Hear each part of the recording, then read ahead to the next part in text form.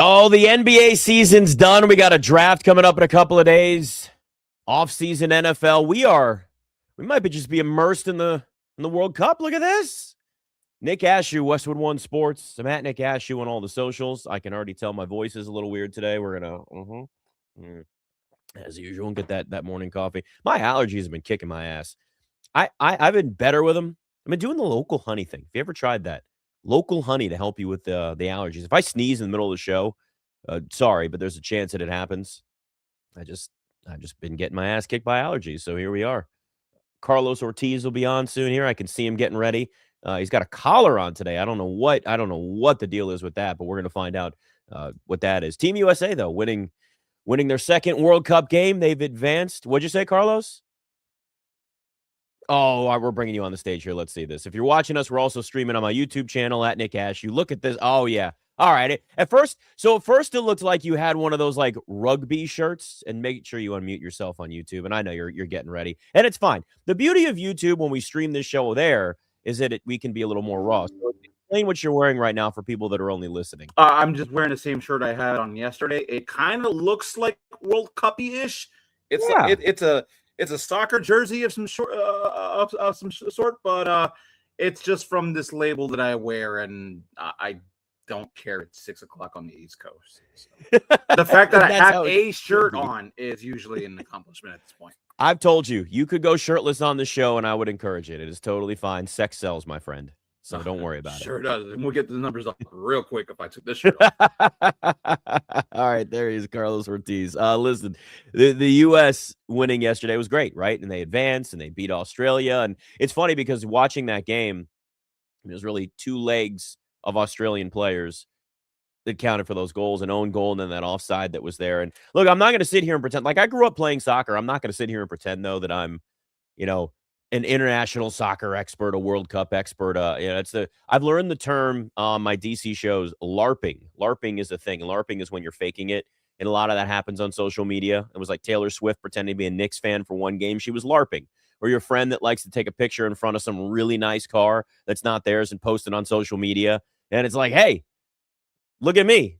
I'm not saying this is my car, but I'm just taking a picture in front of it to make you think that maybe it's mine. People fake it all the time on social media, and that's why people really like authentic things now, right? Like those are the people that you would gravitate to, the content you'd gravitate to, whatever. And, if you look at where the World Cup is now, in partially the U.S. and what it's brought to the table for everybody, you know what the most engaging and interesting stuff is across the board with this? Yes, it's U.S. men's national team winning 2 games, moving on to the knockout round, being one of the host countries, the story, the improvement of the program, all of that from a soccer perspective. But it's also bigger. It's what it's kind of building in this country, around the world, essentially. And there's this feeling of it being a huge event that everybody wants to be a part of and an excitement that's there. Right? Like the excitement that everybody has now for the World Cup. And I've been saying this as the NBA Finals got done, which we just had the Knicks parade the other day. The NBA draft is going to be next week. It's quiet in the NFL. You got mini camps, but we all know you get very little when it comes to mini camps. You don't get a ton of information. You don't get, coaches giving you, like, you get very little, right? Oh, we love the offense. The Commanders, that's all it is. We love the offense. It's great. They got a new offensive coordinator, new defensive coordinator. A lot of teams are in this position.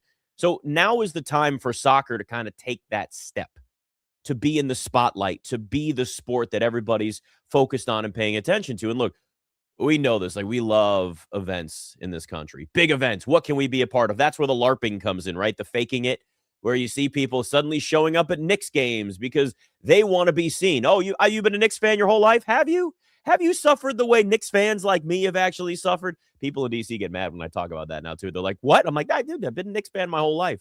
I love the Wizards, but I'm a Knicks fan. But anyway, like that is one of the issues that certainly pops around at times for people is like, okay, are you helicoptering? And who cares? Like, really, who cares at this point? Who cares if somebody is just starting to get into soccer or just starting to follow this and they're excited or whatever? It's great. We've created an event. We didn't even create it, but we have an event going on around this country, partially. Again, I know it's not just in the U.S., but we've got an event going on that everybody wants to be a part of. that everybody wants to see. And the U.S. has won their first 2 games, and there's excitement around it to be one of the host countries and move forward to the knockout round and have people at least quietly whispering, are we good at soccer? Now, I'm not saying the U.S. is like, we're not up there with England, Spain, or Argentina. We don't have a Messi on this team. Although Flo Balogun is turning into that guy, even though he didn't score yesterday. Did help with that own goal that was there. And I've learned to say, I've been trying to figure it out for a while.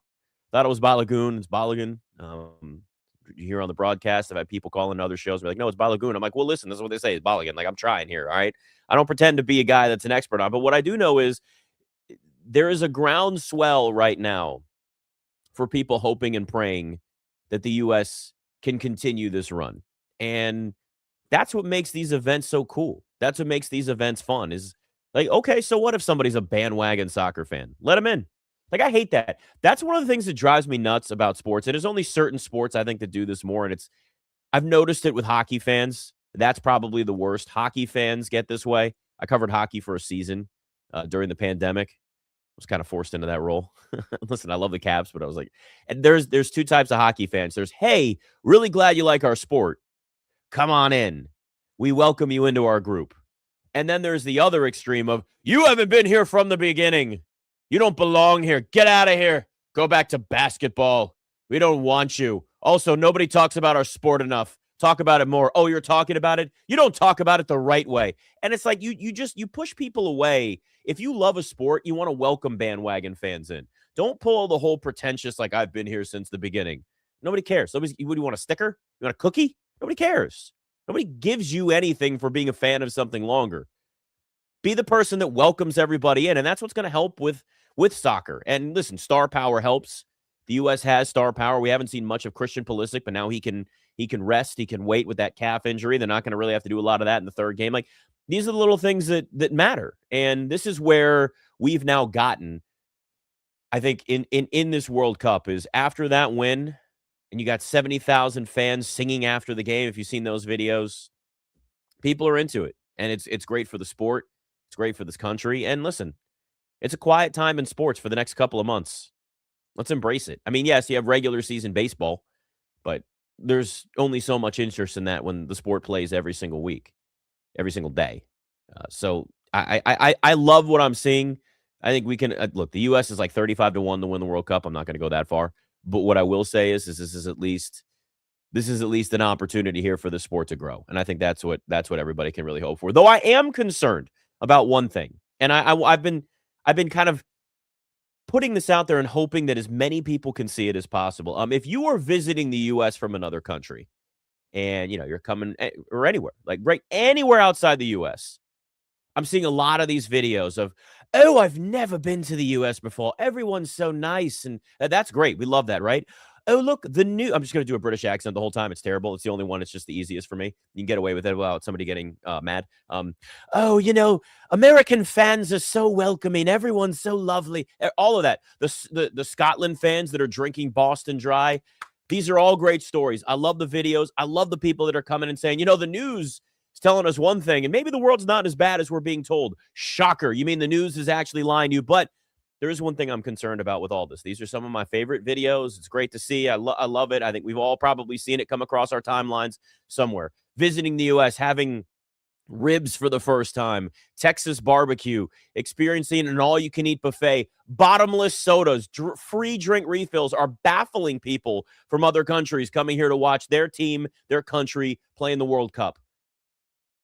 Take it slow and pace yourself. We're used to this food. We're used to these portions. We're used to all the stuff that's in our food that's banned in your country. I'm just saying this.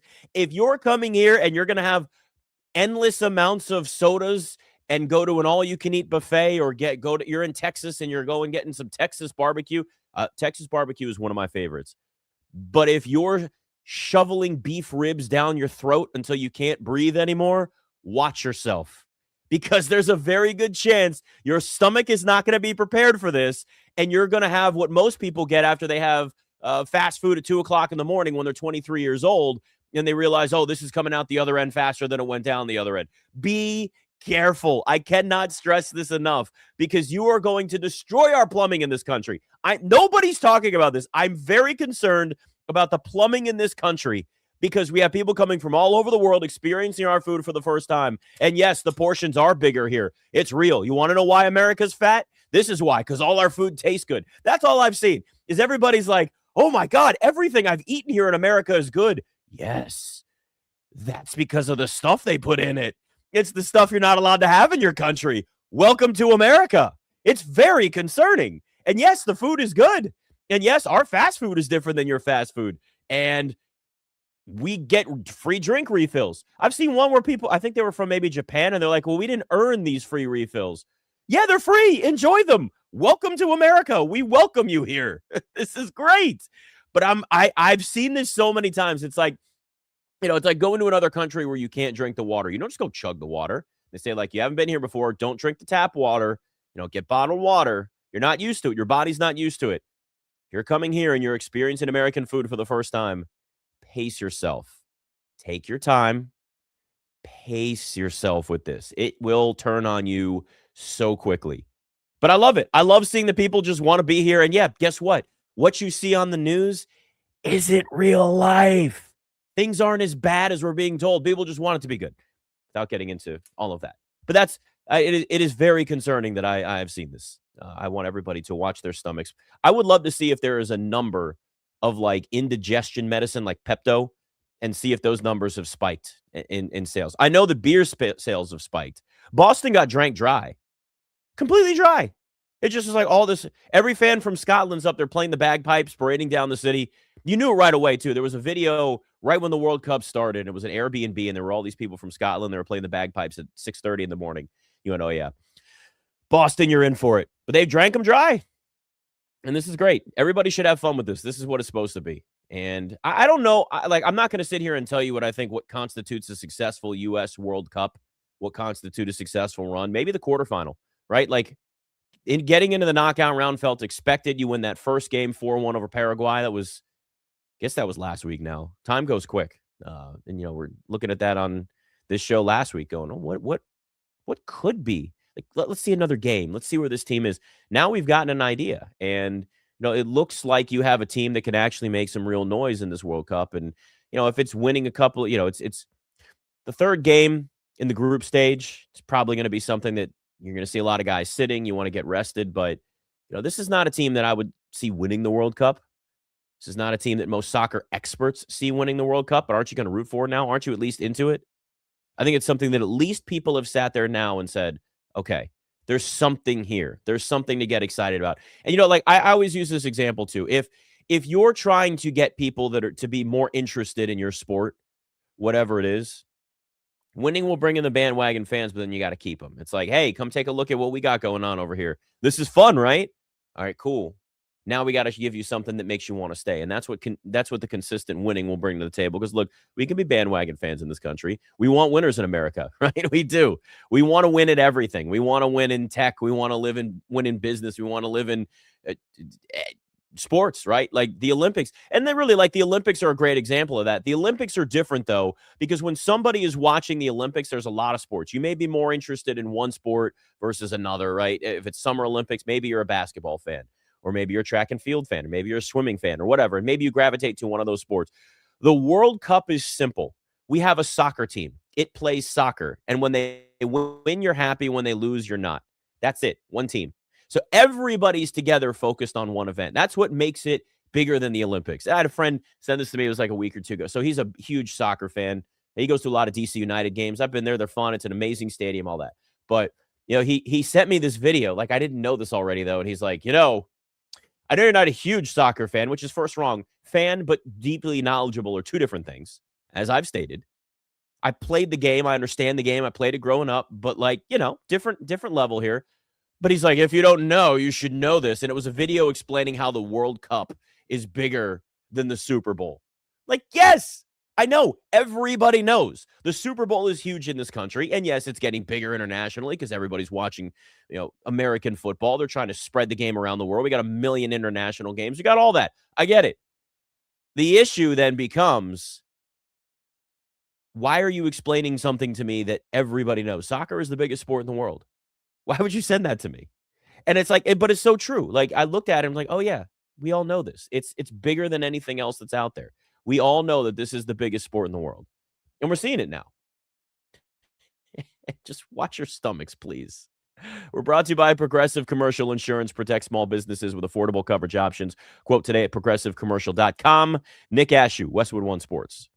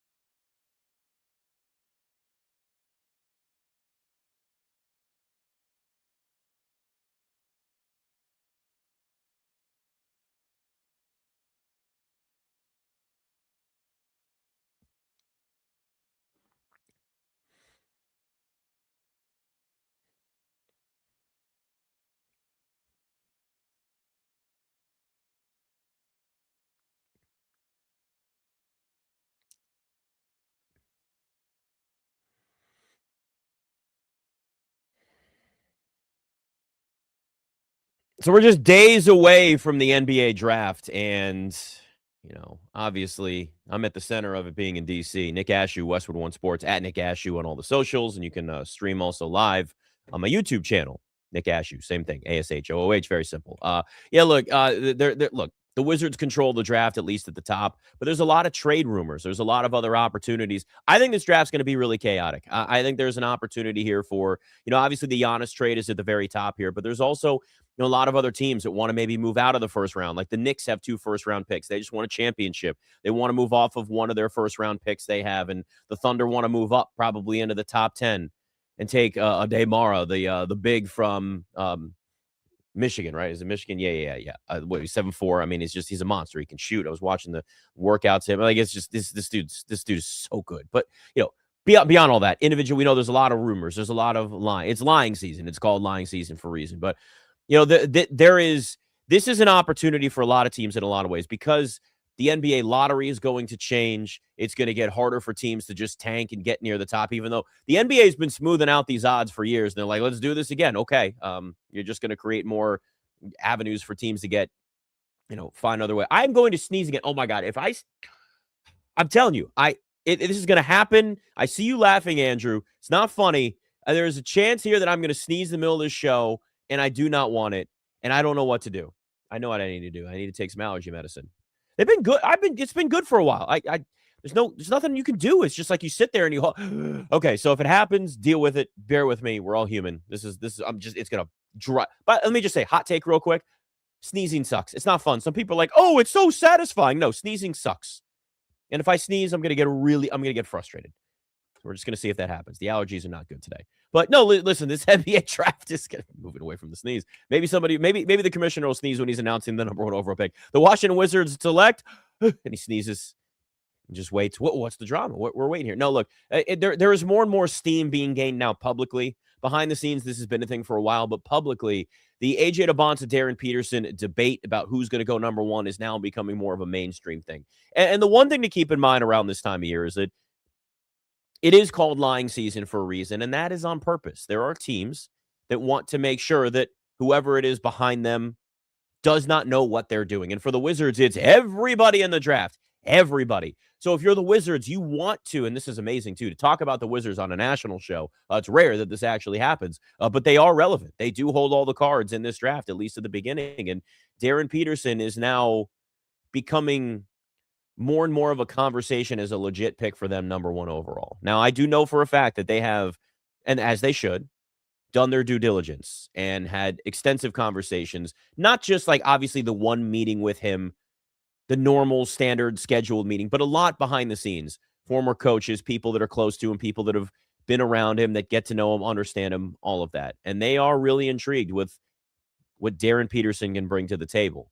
The issue with the draft, with any draft, NFL draft, NBA draft, is it's not just about the guy that you think fits with your team. It's who you think maybe has the highest ceiling, who has the trajectory to be the best player at that spot. If you're thinking only, hey, this guy fits on our team and we have this specific piece that we need to add, you're doing that if you've just come off of a championship or you went deep into the playoffs and it's about specific fit versus just needing to collect talent. The Wizards need to collect talent with the number 1 overall pick. The Jazz need to collect talent with the number 2 overall pick. Everybody down. The Grizzlies, the Bulls, all these teams at the top. The Nets, for the love of God, the Nets have, they're barren. You open up their pantry and it's like, it's just like crumbs. They have got nothing with that Nets team. And they had no lottery luck whatsoever, which is why I think that's a team that could get involved in some trades around the draft. But you've got to decide how you're going to set your team up for success, not just in the short term, but in the long term. And Darryn Peterson has a very, very high upside. Great shooter, great defender. And what happened at Kansas, I cannot stress this enough, does not matter to NBA teams. It does not. So when you look at the way things went with him, from missing games to the cramping to coming in and out of games, or maybe to look as explosive at times, teams don't see that.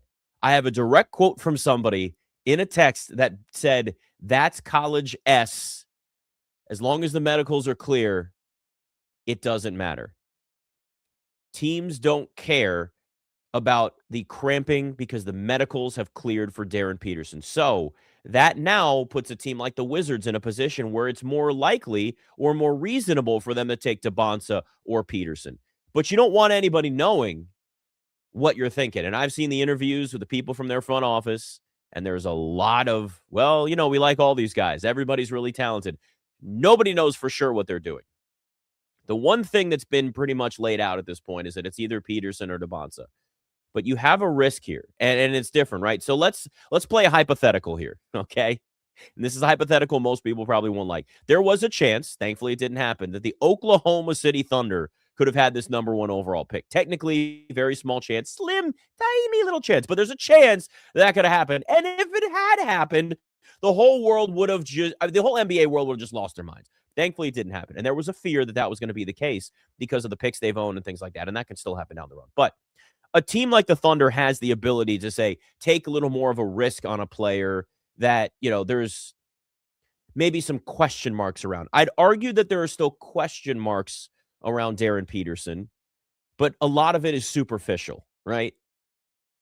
AJ Dybantsa is the guy that if you draft is viewed as the you can sleep well at night because public perception is, oh, right choice. And that matters. Whether it's fair or not, that matters. Who you draft, there will be a public perception. And if you get it right, it really doesn't matter because there were people ripping the Chiefs for drafting Patrick Mahomes, trading up for drafting Patrick Mahomes. How'd that turn out? Pretty good, right? You ever gone back and looked at what some of the draft reviews, this is why I hate them, draft grades that experts in the draft gave the Chiefs for drafting Patrick Mahomes? So that's the public perception side of things. But then there's also the other aspect. You got to draft somebody, whether it's the Wizards at 1, the Jazz at 2, Grizzlies and Bulls are in this conversation too, where especially those top 4 picks, these guys are going to become the faces of your organization, especially in DC. I can tell you now, whoever the Wizards draft, Darryn Peterson, AJ Dybantsa, doesn't matter. That dude becomes the face of that organization instantly. So you got to get to know him as a person. Is he going to embrace that role? Is he going to be somebody that's going to be out there, involved with the fans at these events? Is he going to be somebody that, leads by example? All that stuff. All of the things that you may not see there. You want to have the competitor. You want to have that killer instinct. Darryn Peterson's got that. And it's starting to get discovered more and more now that Darryn Peterson could be more of a fit. So all I will say to you is this. Do not be surprised. It is absolutely not a guarantee. But do not be surprised if Darryn Peterson gets picked number 1 over AJ Dybantsa. There is a real possibility that's the case. But if you're a team like the Wizards, just like if you're in the NFL draft and you want to keep people guessing, and it's the same thing. Like there were rumors towards the end that Jeremiah Love was going to go number 3 to the Cardinals. But we didn't know that until we got closer and closer to the draft, and it started getting louder and louder and louder. And teams at the very top, the Cardinals were one, the Jets were maybe another. And the NBA drafted similar with the Wizards, maybe with the Jazz. You want to keep teams guessing. You don't want them knowing. So if you're the Wizards, you get a call right before you're about to make that pick, and it's the Jazz going, look, we've held out long enough. We can't do it. We really want Dybantsa. What's it going to take for us to move up to that number 1 so we can take Dybantsa and you can go down a spot? That's a position that any team in the draft wants to be in.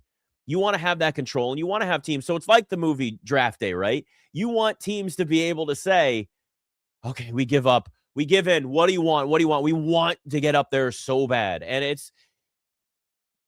there's a slight possibility maybe that does happen with the Jazz. Do I think that's the smartest move for them? No, because you're going to have to give up more assets. What those assets look like, that's a whole other question. But this still does sit a little bit unsettled. And if you're the Wizards and the Jazz are willing to give you somebody like an Ace Bailey and another first-round pick, which has been the wild rumor that's been thrown around, and a lot of that's rumors. But if that's the case, again, you could have this trickle-down effect all through the draft because there's also then reports out there that become, hey, the Jazz aren't really totally sold on who they'd take at number 2. Could be Peterson, could be Dybantsa. Maybe it's Cameron Boozer. Stop it. And listen, another guy behind the scenes that teams love, Cam Boozer, looked at as insanely high upside, but maybe not as flashy or as athletic as a Darryn Peterson or an AJ Dybantsa. He's the guy that's going to get you like a 15-year NBA career, average 20 and 10 for the prime of his career, and be someone that you can always count on to be prepared. You're going to get like the most out of him every single game, but it might not be as flashy. Okay, most drafts, Cameron Boozer would be number 1. Caleb Wilson might go number 1. Like these are all 4 guys, the top 4 of this draft, that everybody's looking at going, yeah, it could be a number 1 pick in a lot of spots. That's how loaded this draft is, especially at the top. So Do I think in most situations the Jazz might be looking at Cameron Boozer at 2? Sure, not in this draft. But they're also doing the same thing. They're going to lie to you. They're getting in on line season themselves, and they're like, maybe we should get some teams behind us. The Grizzlies really want Cameron Boozer. Hey, Grizzlies, we might take him. What you gonna offer us? Because remember, Danny Ainge is the guy.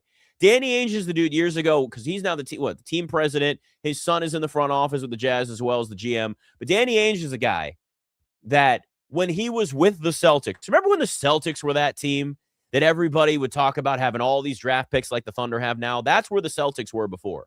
And it was like, what are you going to do with all these draft picks? They wanted to use them for trades. They had the number 1 overall pick. They ended up getting the lottery luck that the Thunder did not get this draft, where it's, hey, Celtics still a really good team. Also, they own this draft pick. It could be number 1. Oh my God, the Celtics got the number 1 overall pick. But they traded back in that draft to draft Jason Tatum. That pick, that ended up being number 1 with the Sixers when they swapped with them.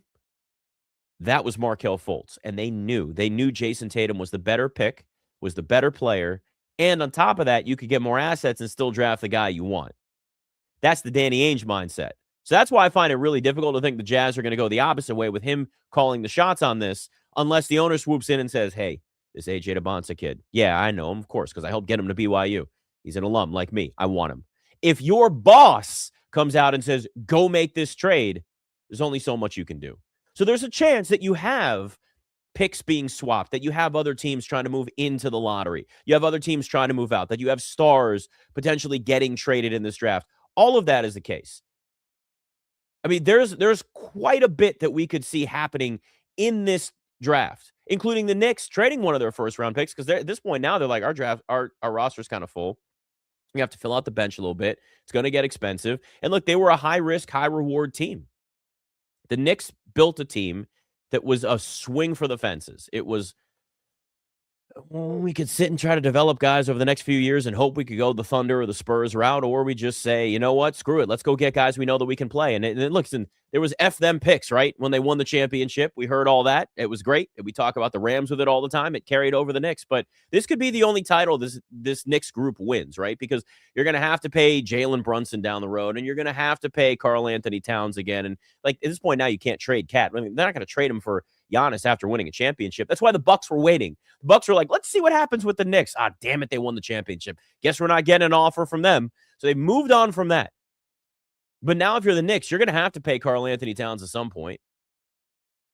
OG Anunoby's probably going to be doing another extension at some point. So, like, these are the things over the next couple of years they're going to have to think about. And it's going to get really expensive. Are you willing to pay that luxury tax and deal with the second apron and have all this stuff? But like, that's how they built their team, and it worked. And in the end, here's the thing. If the Rams or the Knicks with their groups right now, and I know the Rams have kind of like done F them picks 2.0, so the Knicks can certainly they're going to have to, and they're probably thinking down the road. But if you win one championship with a full F them picks mentality, it's worth it every time. Every time it's worth it. Especially when you're ending a title drought of 53 years like the Knicks have ended. And like at this point, you just have to say, you know what? If it costs us a ton and the team goes into debt, we'll be fine. And by the way, the Knicks can afford it because we saw how much those tickets cost. You think they didn't make extra money with that? That's what this comes down to. The teams that can't afford the second apron and the luxury tax and all that are the teams that just not making enough money in general as a business. So, I mean, the Knicks with what they charge for tickets, hell, half of those, remember, the cheapest ticket at Madison Square Garden for the finals at one point was sitting at like $6,000, something like that. In 99, that same ticket, $60. And I know that's more than inflation. Don't tell me that's just inflation. We've dealt with it, but it ain't that much. So the Knicks upcharge like FIFA's upcharging for the World Cup. You could go to a game with the two worst teams in the World Cup, and they're going to charge you thousands of dollars still to go watch it. The Knicks upcharge like hell, and that's going to help them afford a super expensive roster. And yeah, the Knicks are a team that you could be talking about in the East for the next couple of years, right? The four teams we've talked about, the odds to win the NBA title next year, it's Thunder, Spurs, Celtics, Knicks, period. And that could increase for the Celtics if they end up trading for Giannis, which is getting closer and closer to being the case. But as we sit here right now, Knicks, Celtics, East, Thunder, Spurs, West, everybody else, huge notch below them. Now, we just started the offseason. Nothing has happened. the draft, free agency, trades. Now, free agency, probably not going to make a huge difference in this league right now. And the NBA's made it harder and harder for that to be the case, which is why the Knicks went out. I mean, think of it. Jalen Brunson was a free agent signing. Karl Anthony Towns, trade. Markelle Fultz, trade. OG Anunoby, trade. Josh Hart, trade. Their bench, that's where free agency happened. But then Jose Alvarado, another trade for the Knicks. So for them, they just looked and realized that this is how the league is, and this is how we're going to have to move forward trying to build a team. And the high risk paid off with the high reward for them. And even if that's it, like every team has to build with the thought, at least one eye on the future, no matter what. The Thunder's roster has gotten a little more expensive. That's going to continue because there's going to be bigger deals signed to your stars, not just rookie contract extensions. It's going to be the same thing with the Spurs down the road. We saw it with the Celtics. The Celtics had like $1 billion committed to payroll before they traded half of that roster when Jason Tatum got hurt before this season. Oh, and they still were one of the best teams in the Eastern Conference. They just lost in the first round. There was more than one way to build a team. And the Knicks just decided that that's the route to go. The thing is, it was worrisome, and Knicks fans were I mean, it was concerning. And you gave up, 5 first-round picks for Mikal Bridges? That's a tough sell. And look, they won the championship, but was Mikal Bridges worth those 5 picks? You could debate. Was he shooting the ball inconsistently at times? Yeah, but when he was good, was he good? Yeah.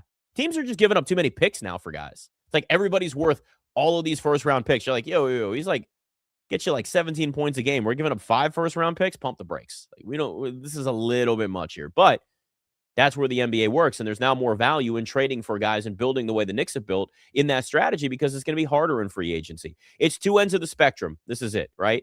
It's draft your guys and player development, or it's go all in like the Knicks did. There's really not a lot of in-betweens anymore. Free agency might be a little quieter. Teams reportedly are going to be a little bit more hesitant to spend money because it's just getting harder to allow that to happen. And a lot of guys would rather stay with their team, get more money, and then, because that's the way the whole system's set up. And then after that, then you get to the point where you say, okay, now maybe he's going to ask for a trade. Now we got to deal with that, which is a whole other conversation. Giannis trade watch continues to get more and more complicated as teams get involved with this and we get closer to the draft. 3 days away from the draft, 4 days from it's the 23rd. It's Tuesday. I'll do the math. Add the 1. It's early in the morning. We'll figure it out. Nick Ashooh, Westwood One Sports.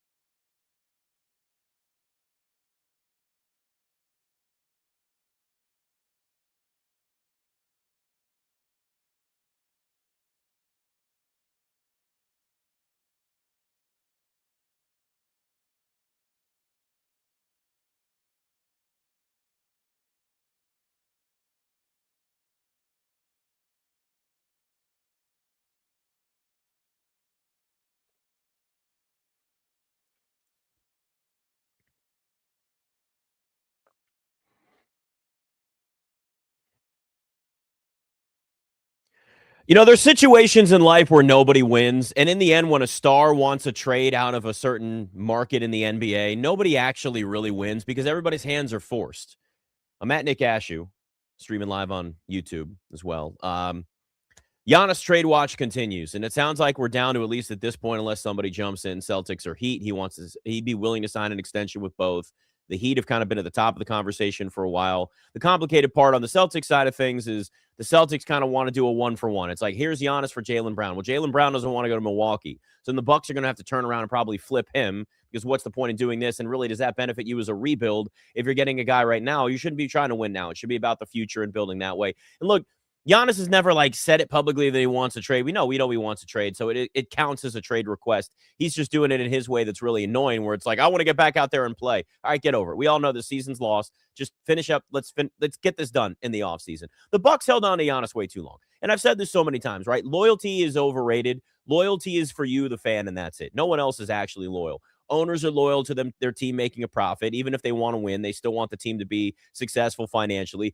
Players are loyal to the team that they're playing for at the time, and you get traded, it's going to move on, and they may have love for that team and that franchise, but doesn't always end up being the case. Fans are the only true loyal people out there in sports, and that's fine. That's what makes being a fan great. It's what makes it a emotional roller coaster. It's what makes, for me, watching my Knicks win a championship, and at the same time knowing this team not that long ago won less than 20 games. So it's like you have to suffer. That's part of it. It's the way that it goes. But right now, the Bucks truly are asking just for insane amounts of return for Giannis, as they should.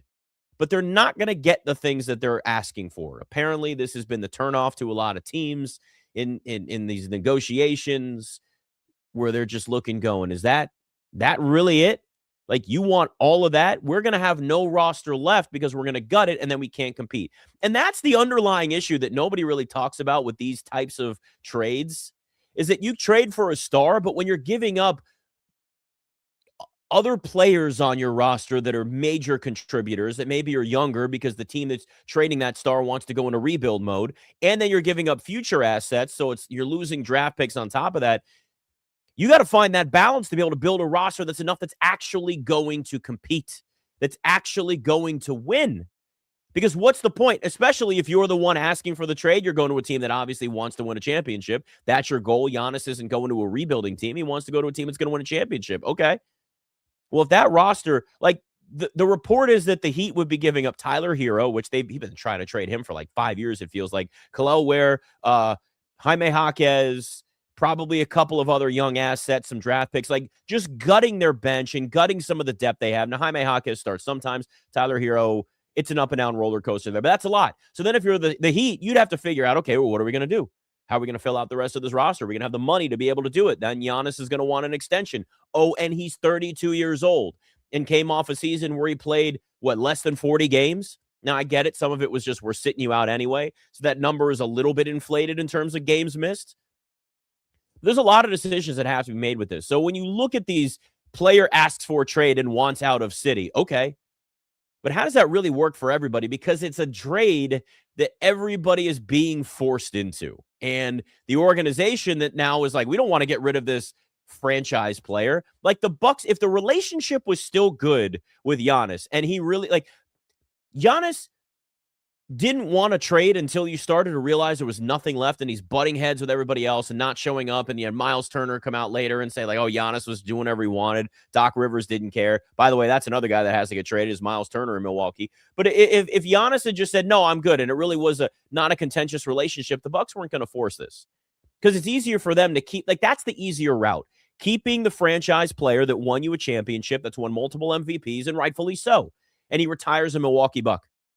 But because of the fact that the relationship is here now, the Bucks' hand is forced. And it's well, we didn't want to do this, so we're going to try and charge a tax to anybody that's going to get involved. We want more than what we even think he's worth at this point, or what's reasonable, because, damn it, we don't want to have to do this, and we don't want to be put in a position where we're not winning for a long time. Giannis is a generational player. All-time great for the Bucks. If you want to argue whether it's Kareem/Lou Alcindor or it's Giannis, greatest of all time in that organization, we can have that talk another day. But the point is he's either one or he's two. Whatever the case is, that's the value that Giannis has to the Bucks organization. So Are you just going to move off somebody that easily? No. You're going to want to get as much value in return as you possibly can. But then there's other teams that go, well, if you're the Heat, if you're the Celtics, you look and say, yeah, we know you got to trade him. We know your hand is forced. We're not coming in trying to give you a Godfather offer because we have to convince you just to make the trade. We know this trade is going to happen. And yeah, there's competition. And yeah, there's other teams that want him. But we're only going to go so far. Oh, by the way, he's 32. Oh, by the way, he has had some significant injuries over the years. Oh, and by the way, he's going to need another extension. Like, there's a lot of this stuff to factor in that is not necessarily thought of when you hear these trade requests until you start getting into these conversations and go, oh yeah, like there's this whole other level that's going to be on top of it. And that's one of the biggest issues that's facing this whole trade situation, just specifically with Giannis. Do I think he gets moved by the draft? Yeah. Does it sound like the Celtics are really pushing hard? Sure. And they need to move off Jaylen Brown. That he's been in the conversation to getting traded for a couple of years now, if not longer. Just feels like that relationship soured a little bit too. And that's a lot of the stuff that happens behind the scenes. There's personalities, there's alphas, there's butting heads, competition. And at some point, some player, somebody in the front office or coaches or whatever, like it just can only go so far. And if you're the Celtics, it's probably time to move off of Jaylen Brown. The question then becomes what happens when that trade happens and he goes to Milwaukee and then the Bucks have to do it all over again. So these are the issues that they're going to have to deal with this. I'm at Nick Ashooh on all the socials here. Westwood One, Nick Ashooh. LeBron might actually stay in LA though, which is interesting. Now, do I believe that there are 10 to 12 teams like Rich Paul has said that have because this is the secondary thing that can control the market this offseason. I mean, there's a bunch of names. Kawhi certainly in the trade conversation because the Clippers have other issues that they've got to deal with legally right now in that investigation and aspiration or whatever that company was. You've got John Morant, whose stock is really low, but probably going to get traded this offseason. Other names like Rudy Gobert have been thrown around or whoever. But, LeBron, even though it's probably one more year, what makes the most sense for him, what's the easiest is just re-signing with the Lakers for a season, whatever that looks like. But you got Rich Paul coming out as he should, right? Believe nothing that's out there, 10 to 12 teams. Like we're getting all of these mixed signals and everything that's going on. Here are the three teams where LeBron could end up. Most likely scenario. Let me actually say this. Easiest path to settling his situation. Lakers. Goes back. It's a season. Retirement tour. Everybody celebrates. Team starts to transition even more to Luka, Austin Reeves. They give him that. It's an expensive roster. LeBron's probably going to want a ton of money from the Lakers. Option 2, which has always been my theory, goes back to Cleveland one last time. Final ride makes the most sense. Bronny goes with him. You've got a Cleveland team that just went to the Eastern Conference Finals. Yes, they were swept. Yes, there's going to be some changes to that team this offseason. LeBron goes for whatever the mid-level exception is they can afford. I don't even know what their salary cap situation is. That's where the pay cut happens. That's where you're doing it for the story. You're not doing it for the max amount of money that you can make. I'm not going to be the guy that's like, LeBron's a billionaire, who cares? But like, if we're being honest with ourselves, if he wants the best tour and the way to finish it up, that's the way that you probably go. But then there's the third option, and this is the wild card for LeBron. And it has legs. And that's the Golden State Warriors. And it's gaining some steam. Because if you're the Warriors, you're in F them picks mode in a way too, right? Now, yes, they've got a lottery pick and all that, but you've got a little bit of Steph left. I think you've got a couple of seasons left of Steph. He's got enough left in the tank. We know LeBron has enough left in the tank to play out one last season. And really, I mean, LeBron could play 3 or 4 more seasons. You're just going to get him down to like, okay, it's a real shell of himself. We saw what he did against the Rockets. We saw what he did in the playoffs. He's still capable. But Steph, Draymond, who's a free agent, they bring him back, LeBron, and then the name Anthony Davis has been thrown around, and he does not want to be in Washington. And I get it. Like, is this a team that I look at that's going to come out of the West? No. Do I think that it's a team that's at least interesting and maybe more competitive? Yeah. LeBron of the Warriors with Steph. They've talked about it. They've hinted at it. Just one final run to just play and enjoy. Like, here's the thing about LeBron. It's and really his era of the NBA, which is kind of starting to go away again now. It's just the enjoy going where you're playing. It's not about, like, again, loyalty to a team. It's about just playing basketball with who you want to play with, right? Getting your guys together and building a team. That was an era that's starting to dwindle down, but LeBron is still from that era. LeBron and Golden State. That's option 3. That's still third on the depth chart here. I think it goes Lakers, Cavs, Warriors. but I would not rule out the Warriors as a possibility. Anything outside of that probably doesn't make any sense. Was he going to go to, I mean, people like throwing the Spurs around. Why? They're a young team. That's not how they operate. Thunder and Spurs don't operate that way. So I think LeBron going to the Lakers is the most likely possibility, but we'll see. All right, another hour coming up here. Nick Ashooh on Westwood One Sports.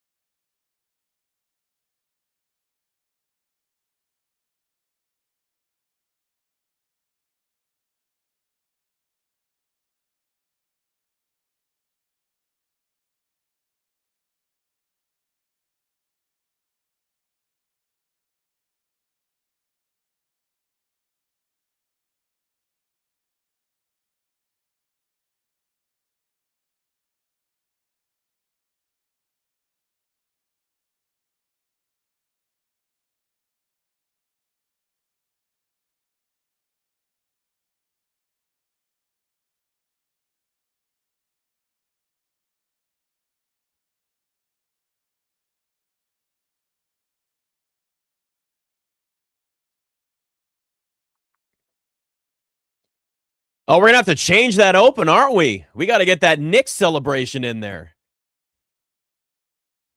Still watching highlights of the parade. They had the Josh Hart, Jalen Brunson did a live podcast last night. Carlos was there. We'll have to see how that was going to that. It's crazy. I mean, seeing all the highlights of this parade still so it was Saturday morning, Thursday. Yeah, like the historical significance of the Knicks winning an NBA championship. I mean, it goes beyond just sports. Like it goes it's pop culture. It's the city of New York. It's something that becomes a bigger part of this. Like that's what's cool about sports, right? Is these types of moments, but it means a lot to that city. And they said 2 million people were there. I don't believe it. I think it's more than that. I really do. I know they have technology and aerial views to be able to estimate how many fans are at an event. And you can't tell me that was only 2 million people. I mean, there was no room to move. People were planning their seats and reserving spots the night before and like sleeping on the ground. That's how much this championship and this parade mattered to Knicks fans.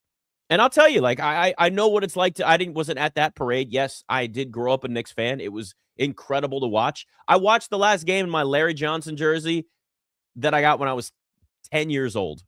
Like, it definitely meant something to me. But listen, I've been at parades where droughts have ended. I was at, I covered the Nats parade. I covered the Capitals parade. And for DC in 2018, when the Capitals won the Stanley Cup, they broke this curse, right? There was a DC sports curse. And now the conversation is about all these other, cities or teams that are championship starved. And it's those big championship droughts that are ended that really means something. And it goes beyond even just that fan base. Like everybody sees it and recognizes what it means. When the Cubs back in 2016 ended their World Series drought and the curse and everything there, they estimate that there were 5 million people at that parade. Whether it's true or not, I don't know. It's hard to figure out whether it's I believe that these are very, very raw estimates. But I know that there had to have been more than 2 million people at this parade. Carlos, you were at the podcast. Did you go to the parade as well? Podcast because my wife didn't go to the parade, so she justified buying those tickets because I had no idea she wanted to even go. Yeah. She justified the podcast as her version of the parade.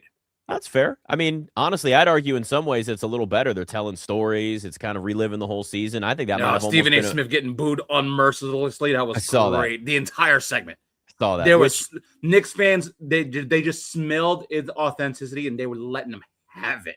That's awesome. And listen, I think and I'll give him credit. He owned up to it. He went there. He showed up. But I mean, it's easy now when you celebrate. Right? Yeah. It's definitely. What would you say? Do you think that it was only 2 million people at that parade, or you think it's more? I think that number's low. No shot. You could double it. Yeah. No, I don't have the technology to obviously get an accurate number, but as someone who was at that Cubs parade, 5 minutes, it certainly felt like 5 million. And that New York Knicks parade, I'm sure, dude. I mean, New York is like 5 Chicago's easy. So there's no way that the Cubs pulled in 5 million and the Knicks only pulled in 2 million. The math is not mathing there. Thank you. I just didn't believe. I saw that number and was like, there's just no way. There's no way that that's the case. But, yeah, again, see, that's good perspective because you were at the Cubs parade. I didn't realize that. So, I mean, I know you saw the Knicks parade, but does it look like it's similar? Did it feel, because that's kind of the vibe I'm getting from you is like, I know you were at one and not the other, but like you were in New York. So you at least have a vibe as to what that was like. Yeah, I know. It sounds like it's close to what we're getting. Oh yeah, yeah, I know a bunch of people that went. Guys getting up as early as 5 o'clock in the morning to go catch the train and get to the city, and it took about half an hour to get out of the subway. There was no way in hell it was only 2 million people. By everything that I saw in terms of friend accounts and social media accounts, you had to have at least 4 million. That still might be conservative. There's no way the Cubs pulled in $5 million. 5 million people with that small of a city that I am from. I know Chicago's basically the size of Queens. There's no way the Cubs pulled in more than double the Knicks fan for a franchise that hadn't won a title in 53 years. Now, albeit the Cubs had now won one in 108 years, but still, just by the sheer number of Knicks fans compared to Cubs fans, which both travel well and both have enormous fan bases across the country, the Knicks one had to have dwarfed the Cubs. Let's say 6 million. just because there's 6 is better than 5, and 5 doesn't make sense to me if you're a Cubs fan. Now the question is, were there people twerking on light posts like there were? No doubt, at the Knicks no game? doubt that did not happen. 1,000% did not happen. And shout out to twerking girl who was taking ass shots and not in the way that you think, and she did not feel those whatsoever. That poor girl who was throwing shots, they had no power behind those punches. That is there are some videos, and listen, like this is where the good part of social media is, right? Because we've seen, like we talked about, right, World Cup fans from around the world coming and experiencing America going, oh wow, this place is awesome. And you got videos of everybody celebrating the Knicks parade and the championship, and you're going to get drunk people acting like idiots, and you're going to see some of that stuff. I have just, like, that is all my timeline has just been, whether it's Knicks parade or it's I'm come to America for the first time and oh my God, the food's amazing here and everything here is cool. Like, I just saw a video during the break. There's a dude in a cowboy hat from England, and he's just like, America really is like the movies. It's amazing. And it's just like he's experienced Chick-fil-A for the first time. Yeah, welcome to club, buddy. It's amazing. Not on a Sunday, though. Right. Today, yes. Tomorrow, no. That's the case. But listen, I said this last hour, and I will throw this at you as well. I am concerned about the stomachs of people that are coming to experience our food for the first time. I think they're going to be going back with a big surprise and gluten allergies probably when it's all said and done. Yeah, we got to figure out the name for that, because it's like when Americans go to Mexico and get Montezuma's revenge from eating the cuisine down there. What is the American version of that? Is it Mike's Revenge? Like, I'll figure something with an M. World Cup revenge. Yeah, I don't know what it would be. Just call it America's revenge. America. It might just be America's revenge. Maybe that's what we're gonna call it. Where it's not even a letter at the first. It's the apostrophe. That America. Yep. We're calling it. You know what? America spelled with a U. I think right now that might be the best option. Andrew, this is your first time actually. Let's bring you on here, buddy. You're new. Andrew's new to the show here. I need your feedback on this, and we'll see if we can get you doing that mic there. This will be fun. Since I'm doing the damn YouTube setup myself, so you'll have the audio there. Yeah. What do you think, Andrew? Should we call it America's Revenge for this? What do you think it should be? I think America is a great way to say it. Hell yeah. All right. So I think we've worked this out then, guys. I think it's called America's Revenge. And this is going to be what anybody that experiences, from the indigestion issues to the discomfort, like, because that's the thing, like, we can get all, like, everybody makes fun of America. America's fat, you eat a bunch of food. Yeah, until you show up and you look around and go, oh my God, this is an all-you-can-eat buffet and all the food tastes amazing. Like, that's my favorite thing about all these videos is, like, oh my God, the food here, everything I've had is so good. Yeah, it's the stuff you're not allowed to have in your food. It's junk. You're eating the junk, but it's good. It's really good. Here's some MSG for you. And I'm not talking about Madison Square Garden. Throw some extra sauce on top of your sauce, underneath some more sauce. It is great, though. I mean, it's become one of those things where, like, I can't get enough of the videos. But I know, like, all right, I know this too, Carlos. World Cup. You weren't into it at the beginning. Has it changed at all? I actually, if it wasn't for the Jalen Brunson, Josh Hart podcast, I was going to a watch party. I got invited and everything like that. Right. I was good to go. Would I still have cared? Probably not, but at least I would have been trending toward the direction of away from indifference. So I think this next game is not going to be representative because they don't need it. So they'll probably rest your stars and whatnot. But once we start getting to the knockout stage, all right, now I got to lock in. But knowing my luck, I'll go to the watch party for the first U.S. game, and then we get obliterated 5-0. I'm like, oh, great. Well, what the hell did I show up for? Well, then we'll know it's your fault. See, that's the easy part is we can realize that you're the problem, and that'll be the most important thing to figure out with this. Yeah, I apologize in advance, America. America. All right. And then they'll have their revenge on me. America's Revenge. All right, we've worked this through. I think we're good here now. We're going to call it America's Revenge for everybody. And listen, this is what you're going to have to accept. Like, you want to eat our food. Yeah, it's great, but it gets you real quick. I think it's funny. I really do. And look, the U.S., that third game is not going to mean a ton. We know they're not, you need Christian Pulisic to be healthy. And look, again, it's more than just making noise in the World Cup. So I look at this with the NFL. So the NFL has this level of, it's a level of responsibility that's there, okay? The NFL has a level of responsibility for them. They don't have to, but like they're not just growing their league. they have a responsibility to grow the entire game of football. That's why you see the investment in flag football to get people more interested in the game, younger ages, and girls and women's flag football and all of it, right? It's in the Olympics. It's becoming something. It's another way to bring people into the sport of football. The other aspect is these international games, right? You're not just showing people the league, right? It's like basketball was popular internationally, but it grew astronomically after the 92 Dream Team, right? Like the original team that went around and dominated everybody in the Olympics. That really built up the world's interest in basketball. But the NBA is still the league. So there's a lot of promoting their league. You don't have to promote the game of basketball as much because it's so popular around the world. For the NFL, it's American football.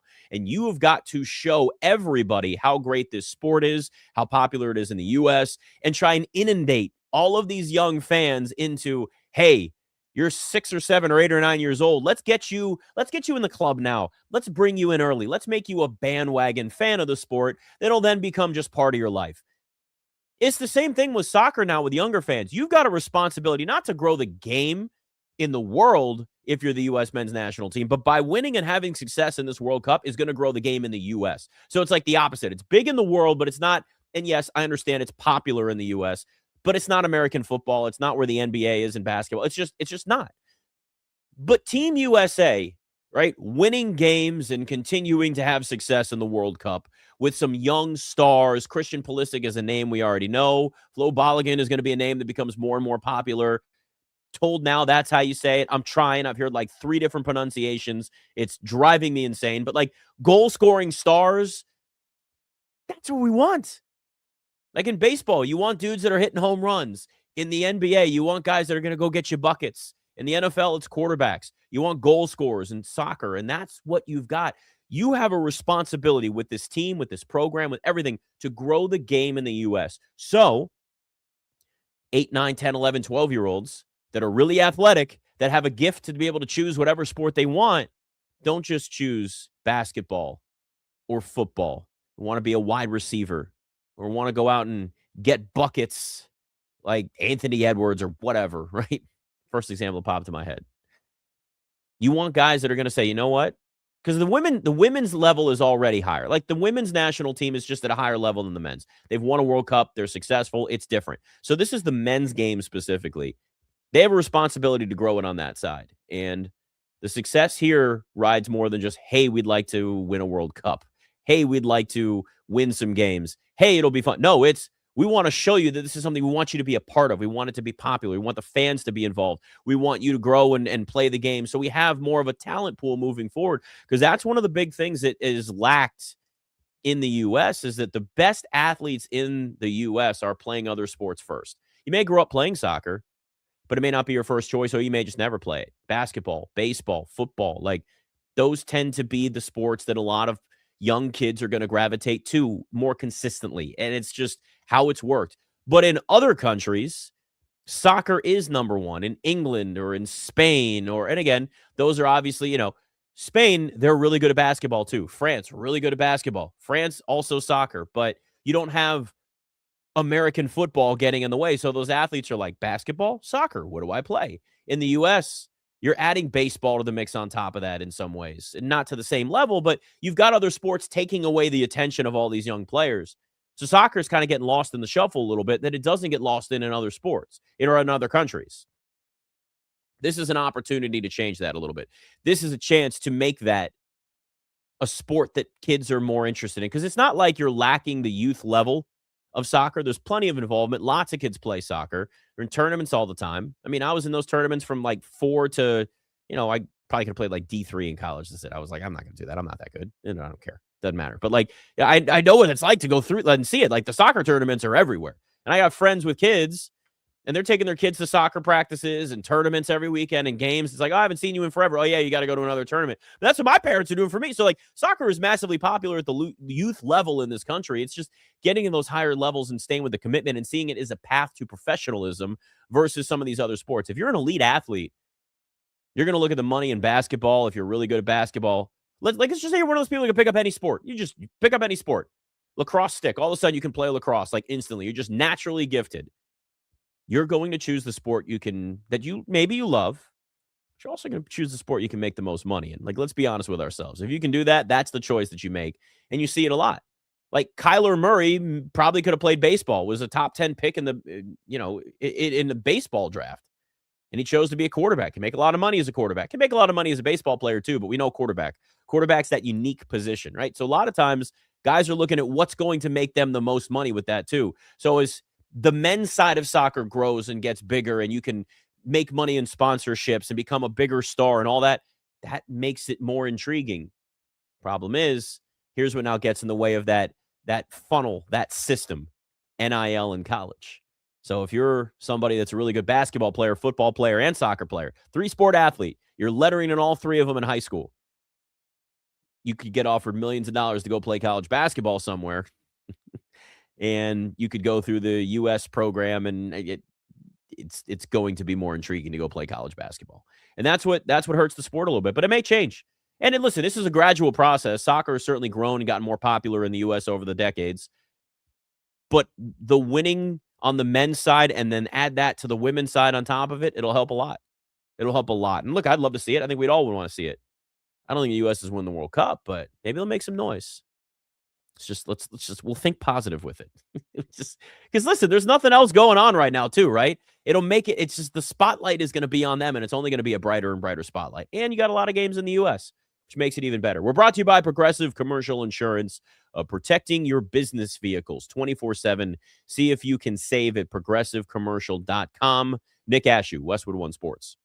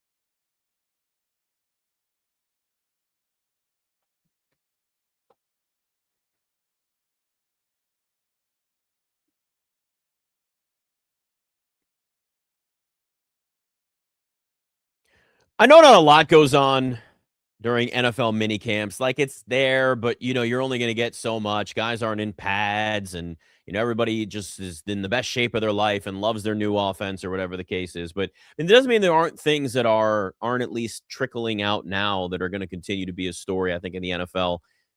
As we get closer to training camp and the regular season. George Pickens is a big one for me with Dallas, man. Like, this has been quiet. I know he showed up to minicamp. He didn't want to get fined. It's like $90,000 a day or whatever the case is. He wants a new deal in Dallas, and it's been this way from the beginning with the Cowboys. So they've basically just said, like, we're not doing it. We're not.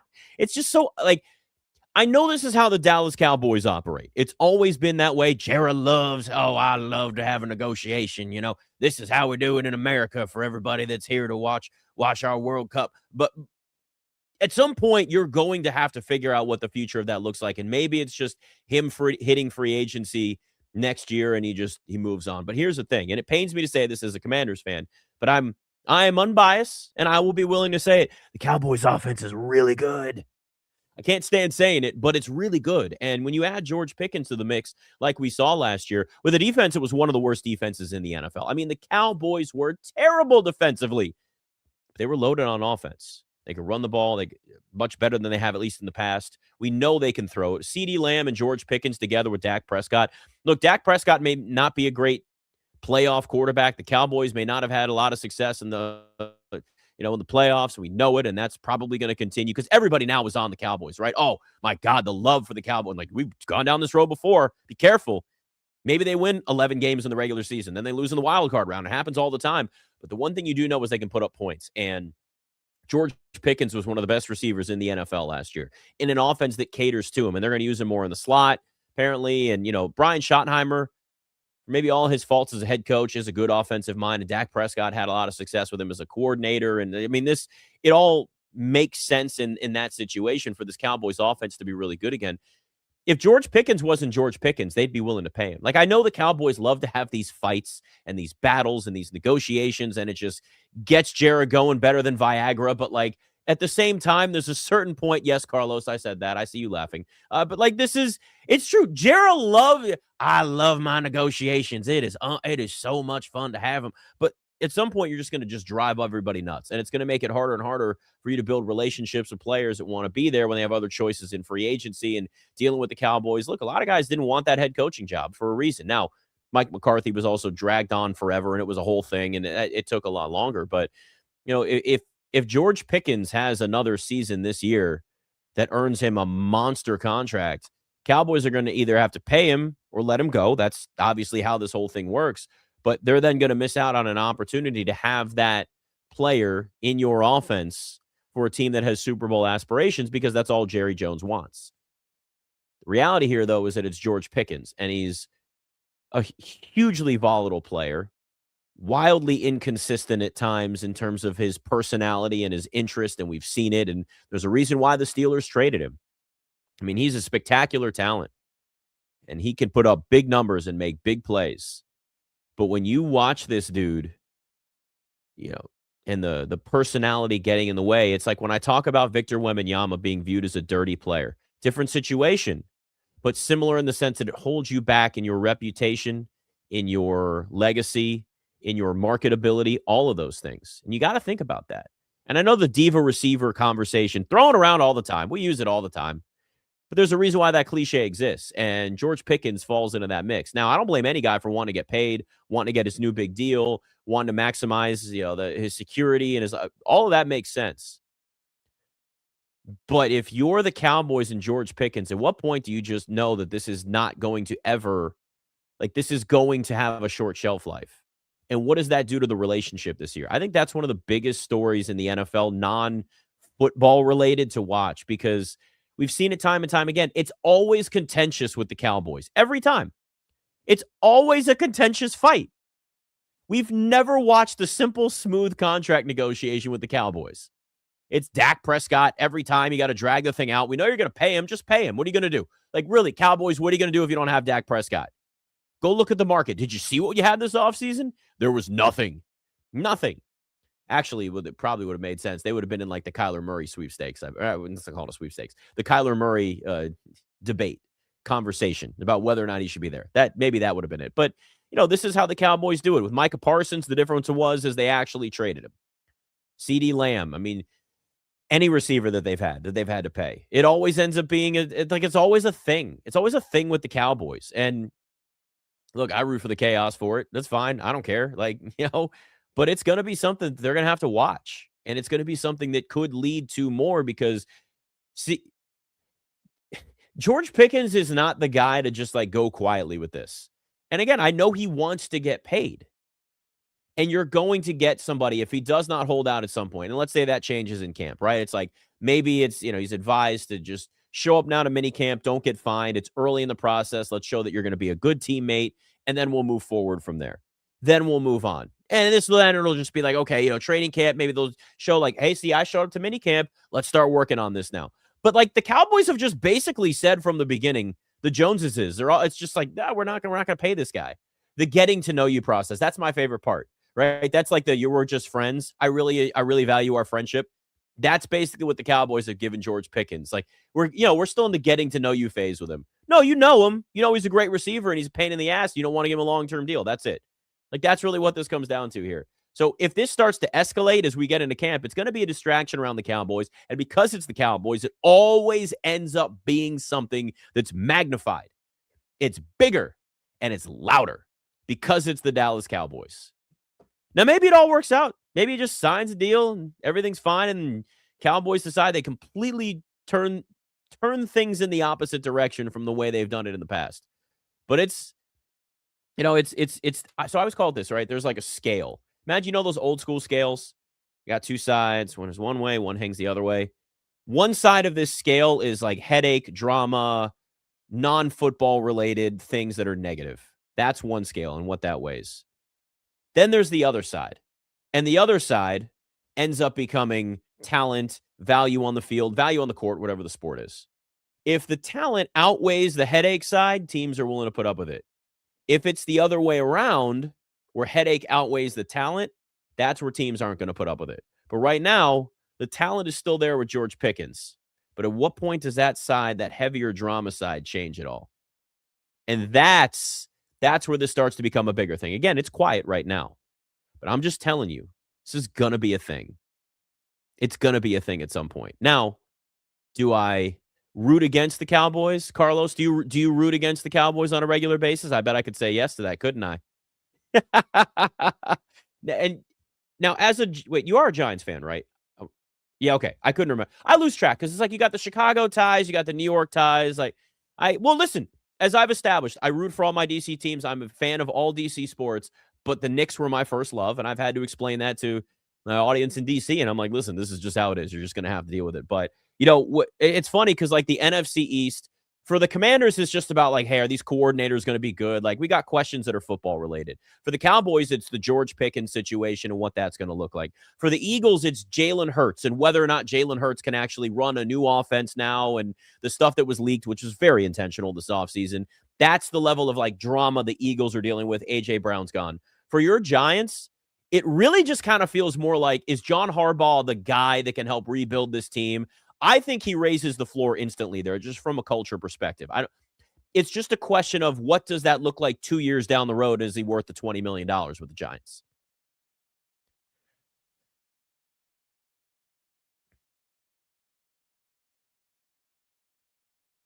I did not. Yep, there it is. There it is. I was trying to unmute you on YouTube. Speaking of relevancy, I am a professional. Listen, that's what the Giants want him here for. Just get us into the playoffs, make us not be a laughing stock, get us out of the basement of the NFL. And does Jackson Dart have anything now that Brian Daboll is no longer his de facto quarterback coach, offensive coordinator? And Daboll was the guy that was pounding the table for him. So just make us unhumorous, if that's a word. I think that's going to be the case, but this is a tough division to do so, although it is a division with question marks up and down the entire up and down the landscape here. Isn't that really what it feels like? It's the NFC East as a whole. It's very it has a real high end to it. listen, it's got the greatest range out of any division in the NFL. I can't think of another division like the NFC West. We kind of know what that is. It's really talented, probably the best in the in the league, and okay. But the NFC East, and it's always volatile. I don't know what it is. I think it's just because these organizations all just have had over the years just either crazy people in charge or ownership's a problem, or there's the Cowboys are their own thing. But you're right. I think the NFC East, Carlos, as a whole, has the widest range of, like, the Giants could be a 7-win team this year. The Commanders could win 10 games, and they could win 5 games again if they deal with injuries. The Eagles could be back to the Eagles, and Saquon Barkley looks more like 2,000-yard Saquon Barkley. I don't think it's going to happen, but there's a chance. Like, the Eagles' range is could be 13 wins, or it could be, who knows, 9 or 10. And the offense looks really bad with another coordinator. And the Cowboys are, well, the Cowboys, where they address their defense. They had a good draft, and they've got a good offense there. I think that's the best way to describe it, Carlos, is that there is a wide range of outcome for what the NFC East could look like right now. Yeah, because you really don't know what any of these teams could be. When I say this, I don't say it tongue-in-cheek. Literally anyone can go out and win this division. Or this division can be won with 7 wins. It could bottom out, or you could have 3 or 4 playoffs. Can you imagine if it's a 7-win division? It wasn't that long ago. The Commanders won it. Years ago, the Commanders did it. The Commanders, when they had, and that was the year they played Tampa in the wild card game, and they lost to Tom Brady, who eventually won the Super Bowl then. So, I mean, there's not a precedent for that. Even there is a precedent that has been set for that too. And we just saw that with Carolina also. Yeah, man, it would really suck for both of us, regardless of who you're rooting for, if the NFC East, or specifically our teams, are just absolute bums, man. I would give up on football. But you know what? The Knicks just won a championship, so anything's possible. There you go. You at least have that. So there's that. Yeah, listen, this division has a lot of range, and I think Carlos is right with that, where there is a wide outcome. The NFC East has always been volatile. And again, as somebody that's covered it for years, you may not necessarily see it as much. I can tell you, it's always just it doesn't make sense. The games don't make sense. And maybe it's every division, and I'm more emotionally connected to it, and I've seen it more directly. And you could argue that about any division in football, or at least a few of them. And I'm sure there's others where you could make a similar thing, but it's just, I think it's just I don't know if it's the personalities, the actual organizations, the ownership. I mean, sure, it was ownership for a while with the Redskins and Dan Snyder. You could argue the same thing for the Cowboys and Jerry Jones, and that's in its own way. But listen, Jerry Jones is owners respect Jerry Jones.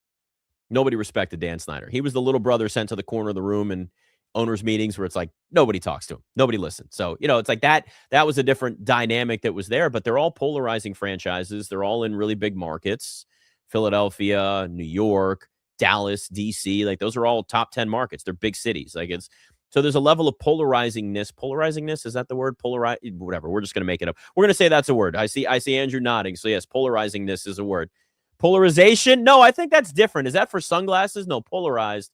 The polarization of your sunglasses? I don't know. We're making up words on the show right now.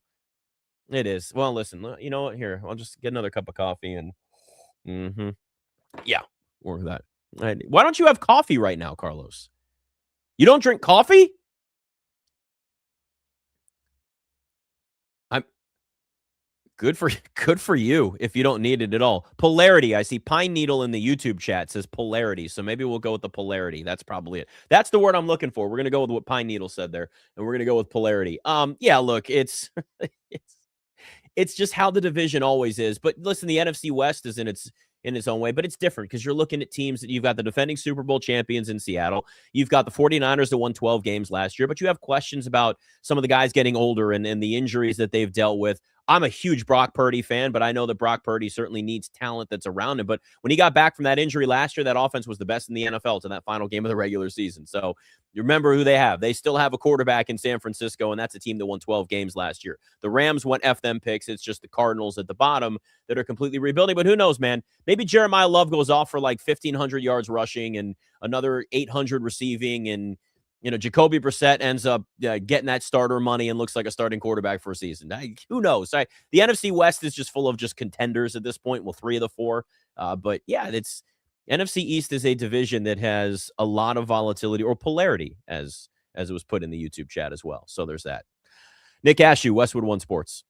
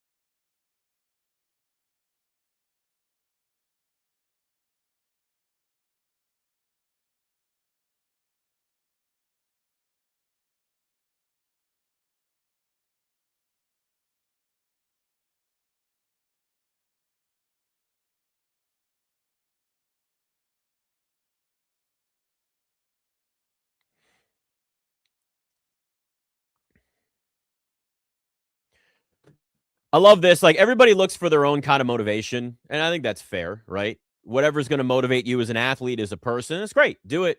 Get it done, and go from there. We're streaming live on YouTube as well if you want to check that out. I'm fixing my light. All of a sudden, the sun's coming in my window, and everything looked weird. I love this about the Jets, though. So the Jets have a, quote, positive jealousy over the Knicks. So I got a neighbor that's a Jets fan, and he's a psychopath. And if you've ever seen him on any Game Day Garage stuff that we do, that's my own company that I have. He's Tony the Jets fan, and he will bet the most psychotic things for games, including just wild-ass parlays.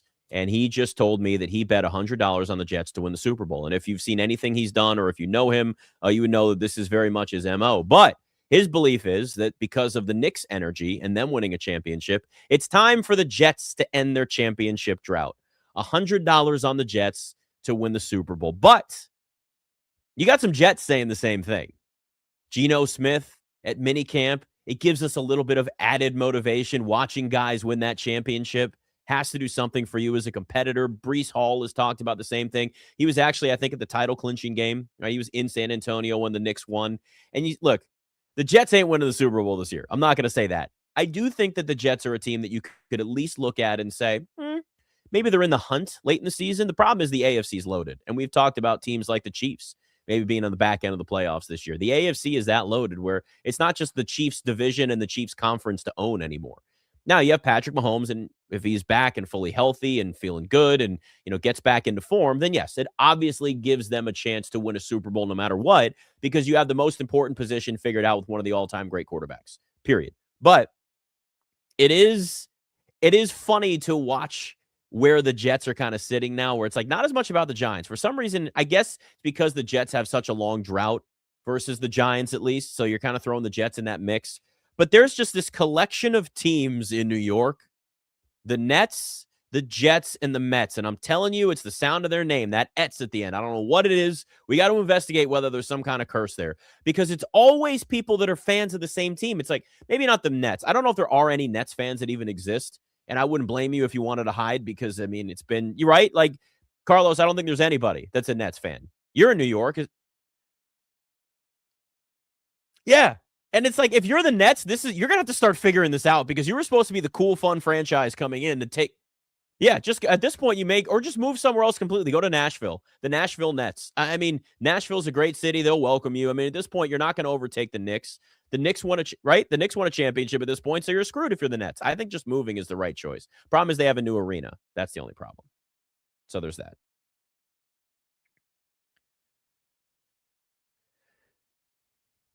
Yeah, there's that. No.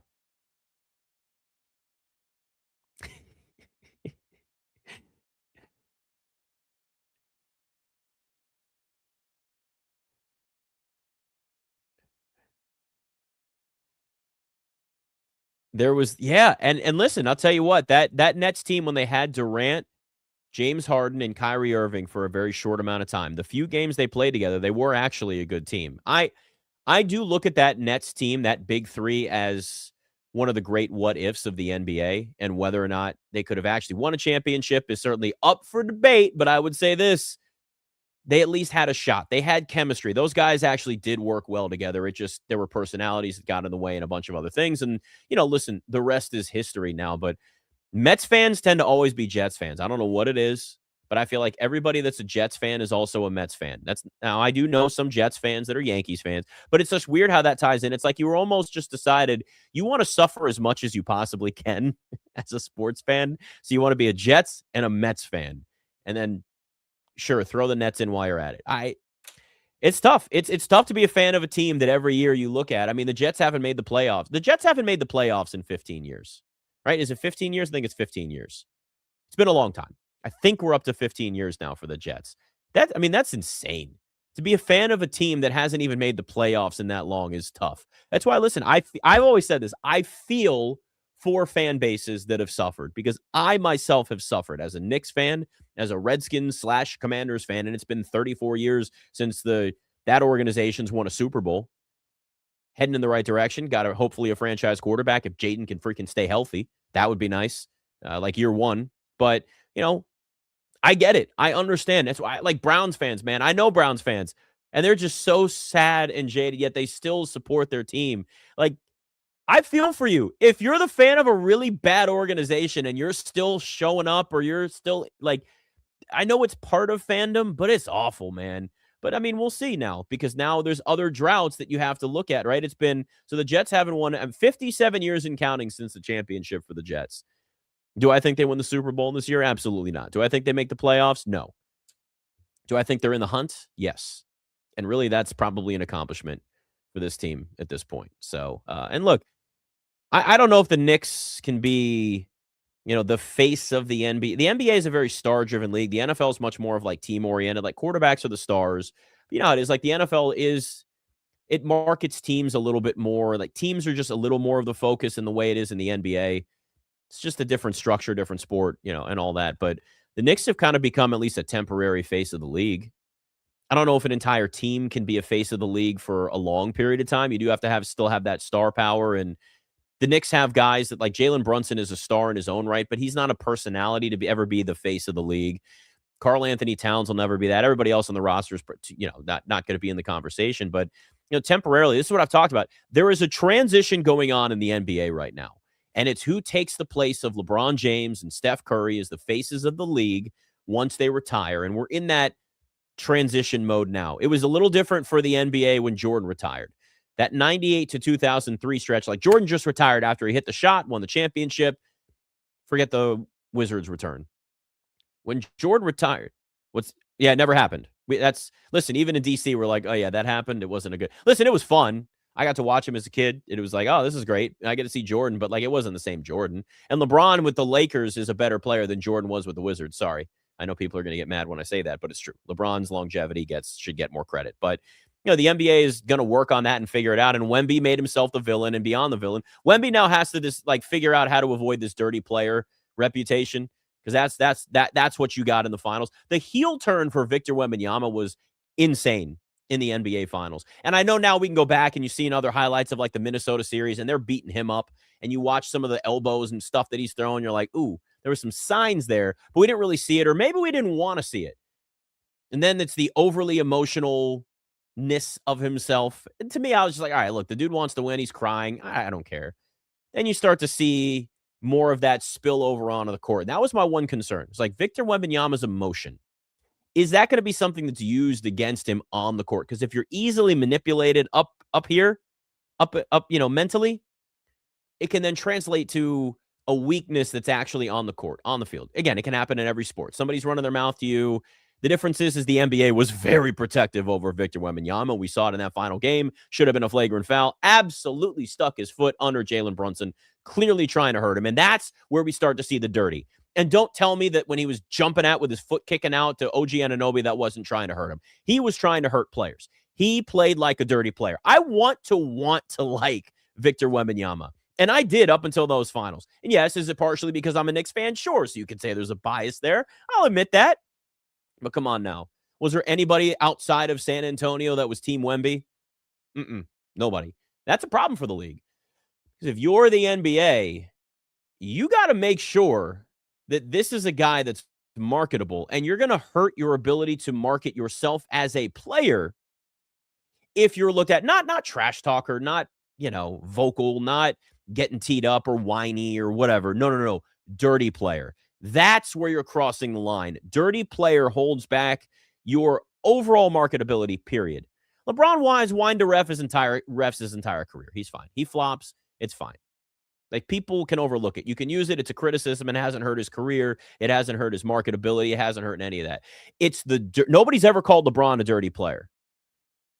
If you start getting the reputation as Victor Wembanyama, the dirty player, it will overshadow any of the positives you bring to the table. Best player in the league, going to be a lot harder of a conversation to have, because there's always going to be a yeah, but. Yeah, but argues with the refs.